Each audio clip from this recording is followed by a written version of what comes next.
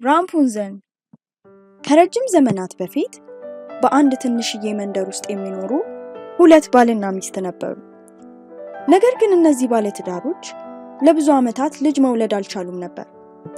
ታዲያ የዛ ሰውዬ ሚስት ሁል ጊዜ ማታ ፈጣሪዋን ልጅ ይሰጣቸው ዘንድ ትለምን ነበር። ከነዚህ ባልና ሚስት ቤት ፊት ለፊት የአስማተኛዋ ቤላ የአትክልት ስፍራ ነበር። ታዲያ ይህች አስማተኛ በጣም ኃይለኛና በሁሉም የምትፈራ ነበረች። ታዲያ ይህች አስማተኛ ኃይለኛ ብቻ ሳትሆን ከመጠን ያለፈ ስግብግብነትም ነበረባት። በቤቷ ውስጥ ብዙ የወርቅ ሳንቲሞችና ዘውዶች አሉ። ለሰዓታትም እነሱም በማየት ነበር ጊዜ የምታጠፋው። ከመስገብገቧም የተነሳ ባላት ነገር ደስተኛ ሳትሆን የበለጠ እንዴት እንደምታበዛው በምትሃት ትቀምር ነበር። አንድ ቀን ያቺ ልጅ የሌላት ሴት ወደ አስማተኛዋ ጓሮ እየተመለከተች ሳለ ብሉኝ ብሉኝ የሚል ራፑንዘል የሚባል ተክል ትመለከታለች። ታዲያ አምሮቷ ከመጠን ያለፈ ስለነበረ ያየችውን ባለመብላቷ ቀኑን ሙሉ ቆዝማዋለች። ይህን የተመለከተው ባሏ የኔ ውድ ሚስት ምንድነው እንደዚህ አስተከዘሽ? ከጠየቅከኝማ ከዛች አስማታዊ ሴት ጓሮ ያየሁት የራፑንዘል ተክል ካልበላው መሞቴ ነው አለችው ሚስቱን በጣም የሚወደው ይህ ሰው ታዲያ ሚስቴማ እንድትሞት መፍቀድ የለብኝም፣ የሚከፈለውን ሁሉ ከፍያ መጣላታለሁኝ እንጂ። እናም ይህ ሰውዬ መሸትሸት ሲልለት ኮቴውን ሳያሰማ ወደ አስማታዊዋ ሴት ጓሮ ሄደ። ራፑንዘል የተሰኘውን ተክል ቀጥፎ ለሚስቱ አመጣላት። ሚስቱም በጣም አምሯት ነበርና ክሽና አድርጋ ሰርታው እራታቸውን ተመገቡ። ነገር ግን በዚህ ያላቆመው የሴትየዋ አምሮት ትናንት አምሮት ከነበረው 3 እጥፍ አምሮቷ ብሶበት እርፍ አለው። መከረኛ ባልም ሚስቱን ላለማስከፋት ወደ አስማተኛዋ ቤላ ጓሮ ደግሞ መሄድ ነበረበት።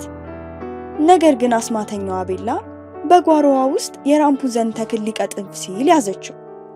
አስማተኛዋም በንዴት ጡፋ አይኗን እያፈጠጠችበት እንዴት ብደፍር ነው ጓሬ ውስጥ ምርጡ ተክሌን ያውም ራፑንዘልን የምትቀጥፈው?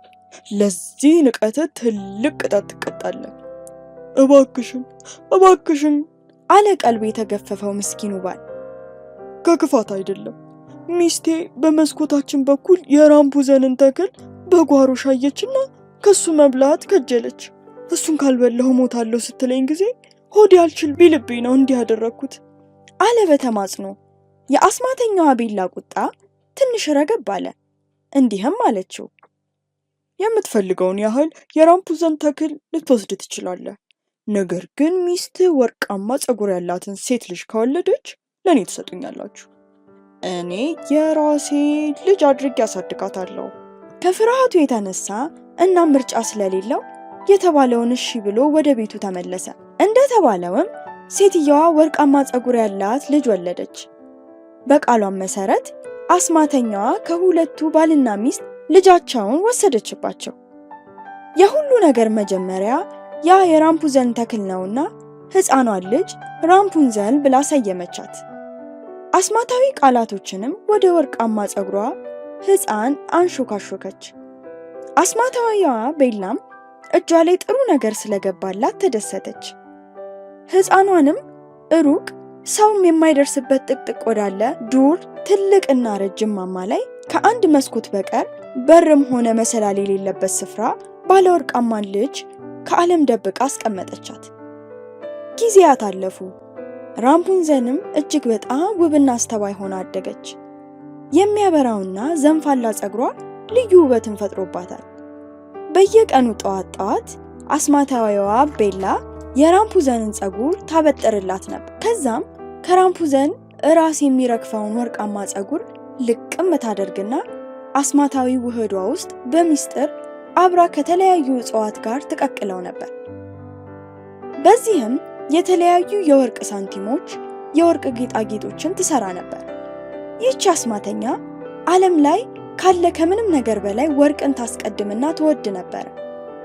ዓመታት እንደ ቀልድ አለፉ። ራፑንዘልም 18 ዓመት ሞላት።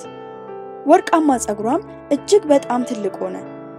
ታዲያ አስማታዊዋ ቤላ ተሽከርክራ ስታበቃ ከማማው በታች ሆና ራምፑንዘን ራምፑንዘን ፀጉርሽን ላኪልኝ ብላ ጮክ ብላ ትጣራ ነበር።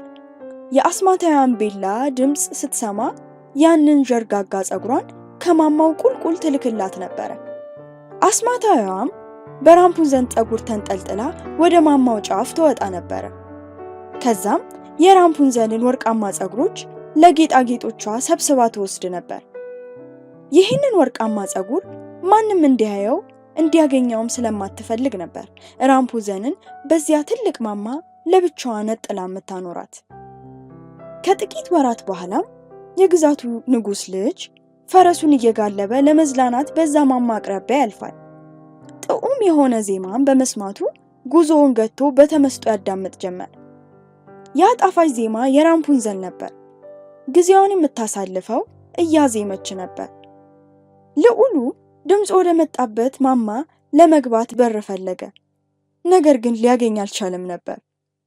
ተስፋ ቆርጦም ወደ ቤቱ ተመለሰ። ነገር ግን በራምፑንዘል አዛዚያም ልቡ እጅግ የተነካበት ልዑሉ ወደ ማማው በየቀኑ ዜማውን ለመስማት ይመጣ ነበር። አንድ ቀን ታዲያ በአንድ ትልቅ ዛፍ ስር ቆሞ ሳለ አስማታዊያ ቤላ ወደ ማማው ስታቀና አያት።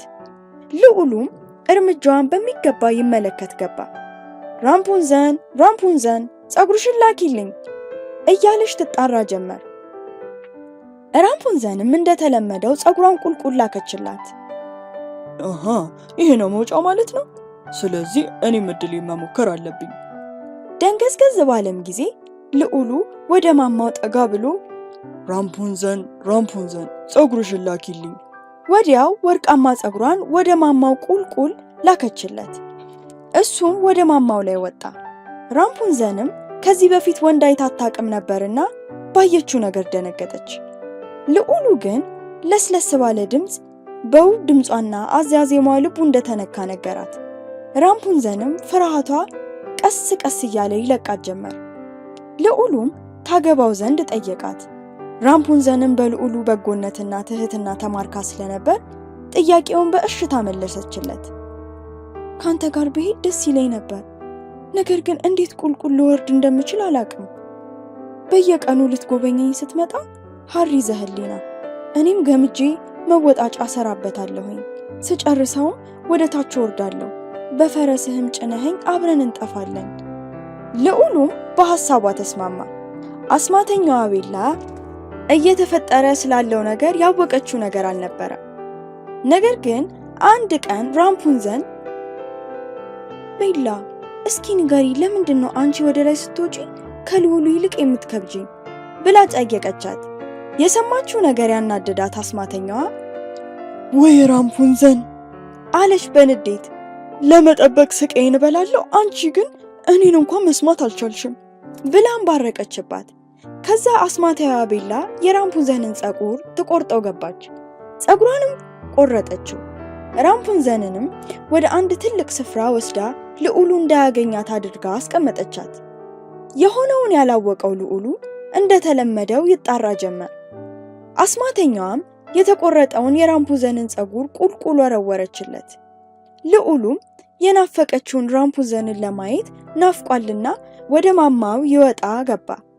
ነገር ግን ተናፋቂዋን ራምፑንዘልን ሳይሆን ቁጣዋንና አስማታዊያን ቤላን ነበር ያገኛት። አስማታዊዋም በጣም ተናዳ ነበር። የልዑሉንም ዓይን ማየት እንዳይችል አደረገችው። ራምፑንዘልን ለማግኘት ነው የመጣኸው? ምስኪኑ ልዑል አዘንኩልህ። ወፍ ከጎጆዋ በራ ሄዳለች፣ ደግመህም ዓይኗን አታይም። ልዑሉም ልቡ በሐዘን ተሰበረ፣ ብቸኝነትም ተሰማው። ራሱንም በአንድ ትልቅ ጫካ ውስጥ አገኘ። ሕይወቱንም ለማዳን አጋምና ቀጋህ እየለቀመ በዱር ውስጥ ይበላ ነበር። አንድ ቀንም የሚወዳትን ራምፑንዘልን እንደሚያገኛት ተስፋ ያደርግ ነበር። አንድ ቀን በጉዞው ከዚህ በፊት ሰምቶት የሚያውቀውን ድምፅ ይሰማል። ወደ ድምፁም ይሄዳል። ራምፑንዘልም ስታየው ወዲያው ነበር ያወቀችው። ዓይኑም በራለት፣ አቅፋውም ስቅስቅ ብላ አለቀሰች። ከዛም ልዑሉ ወደ ቤተ መንግስቱ ይዟት ሄደ። ታላቅ ድግስም ተደግሶ ተጋቡ። አብረውን በደስታ መኖር ጀመሩ እላችኋለሁ።